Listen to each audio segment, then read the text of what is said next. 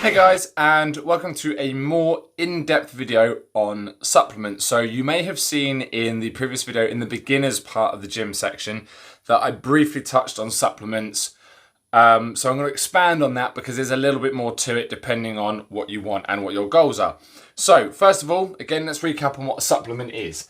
Supplements are something that you add to complete or enhance, okay? So again, if you are relying on supplements, you are no longer enhancing your overall diet and nutrition intake, and you're not really completing it. You're kind of using it as the sole reason that your sole nutritional purposes, and that's not what they're there for. So the golden rule here, the most important one. In fact, we're going to circle that. Food is number one. Okay. There is no point taking supplements if you're not sorting out your food first. Food is the key to everything. If you think of it as there are two hands that create whatever you're looking for. One hand is food and nutrition. The other hand is your program and stimulus. And if you're not sorting out your food, then the rest of this, you might as well not bother. So if you are struggling with your food, deal with that first. There is a video that shows you how to create your own calorie sort of deficit and figure out how much you need to do, or surplus or whatever. Then come back to this and look at the next stage, which is supplementation further down the line. So first of all, meal replacements, okay? For those of you that are looking to gain weight or feel that you don't eat enough, be careful with these because the key here is meal replacement. And the rule I put in is it should contain enough calories to replace a meal. The reason you would have a meal replacement shake isn't to substitute a healthy meal. It would be because you don't have time to prepare said meal. Okay, so a lot of companies will sell you their meal replacement shake, which doesn't really contain anything nutritious. It just has things that keep you full, so you skip a meal, which if you sort your food out and put yourself in a reasonable deficit, you won't need to do, because that's all those shakes do.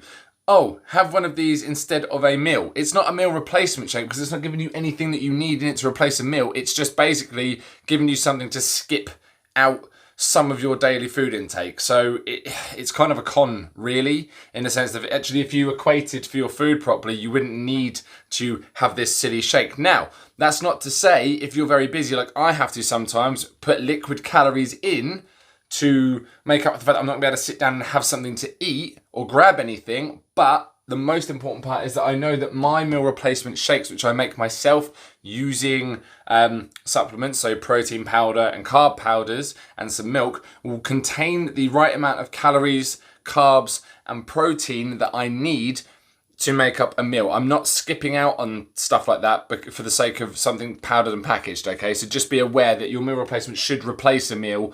But the only way that's going to work is if you've, again, gone back to food. This is going to happen a lot. We're always going to come back to this golden rule. Next, mass gainers. Only to be used, in my personal opinion, if you are trying to exceed over 4,000 calories.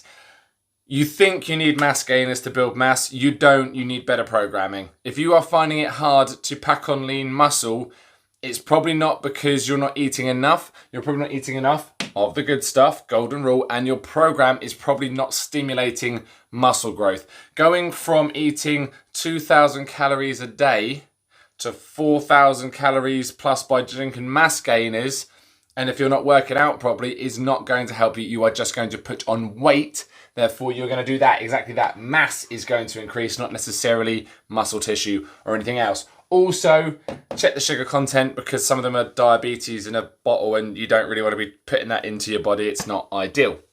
So that's your meal replacement and mass gainer shakes. Use of caution.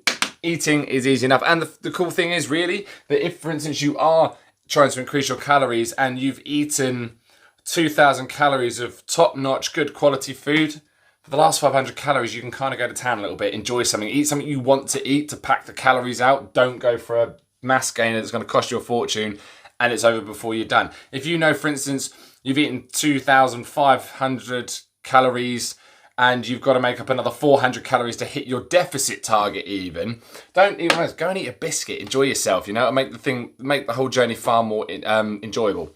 Okay, next, protein, probably the biggest supplement that you're going to come across Okay, there are standard types, and there's different sort of variations of it to meet personal preferences, dietary requirements and such like. But the two types you'll come across normally are protein isolate and concentrate. Okay, these are the two standard forms of protein you're going to get. They're usually whey forms. You tend not to get these other ones in isolate or concentrate, and the difference is basically they're processed slightly differently. The isolate is a much bigger refinement process, so it usually costs you more, but it has a slightly higher protein content, less carbs, less fats. For amino acids, which is the only reason you're really taking protein, they are pretty much both contain the same amount of amino acids. You will just find there's slightly more protein per 100 grams or 100 calories in the ISO than there is in the concentrate. So if you have the money, you want to spend a good quality one, go for isolate. If you are just looking to pad out the extra bit of your stuff, make your protein pancakes in the morning and stuff, then concentrate will be absolutely fine.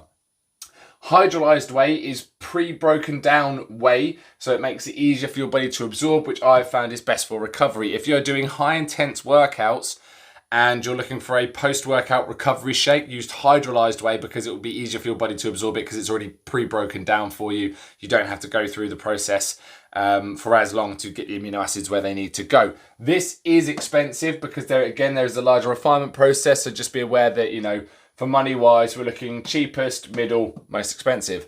Next, you have your types of protein. So we've got whey and casein, which are milk-based proteins. Whey is general digestive action proteins, and casein is a slow-release protein, which some will say is better for overnight. Casein on its own has a bit of a bad rap. Most of the time, you're not really going to need to have it on its own. It's just something that people can sell. But the way I've got around it is any of these proteins that you take, if you take them with a milk of your choice, okay? I drink dairy milk, but if any other milk you want, have that before you go to bed, and you have to digest through the milk as well, so it slows the process down anyway, so you don't necessarily have to buy that. That's usually quite expensive because they know it's a specialist type of protein. Then you've got soy. Be careful with soy. I can't use it because it really plays up with my stomach. For a lot of you, it'll be the same. It can show problems with hormones in women, and it's kind of soy is the way of the vegetarian and vegan world. It's cheap. It's very easy to process. It's not the best. There are far better alternatives to use than a straight soy protein. You've got pea protein, which is another one. Hemp, which I haven't put on the board, is another type of protein which is emerging out. Be careful with them though, because some of them don't taste great. That's the one downfall with vegan blended proteins, is that they are still working on getting the texture and taste right. Some of them are really good, but you do have to pay a bit more for them because they don't really have soy in them, because they know that it's a cheap substitute for animal protein, and the taste is a bit muddy and gritty, so you just got to be careful with it. Then you've got beef and egg protein for those that aren't a fan of dairy or can't have lactose. So there are varieties there that you can use. Again, it's based on personal preference or need. Protein, at the end of the day, is protein. As long as it is complete, that is what you're using it for, to top up the necessary amino acids that you need. Next, exercise supplements. So we've got pre, intra, and post workouts. And what you want to use these for is to enhance. Pre-workout should give you what you need to work out. So there should be some required elements in there that will help focus, increase some vascularity and get blood flow going and things like that. And you've basically got the choice between low and high stimulation. If you want a low stim or no stim one, that's fine. If you're a bit sensitive to caffeine and don't like the buzz, then by all means go for a low stim one, which will usually just help you feel focused and feel pretty good. There are some brilliant ones out there. I don't have a preference, so for your boots and what you like, you know what you know. Or you can go for high stim if you really want to feel the tingle and the buzz that comes with it. Some people don't like that. Some people live off it.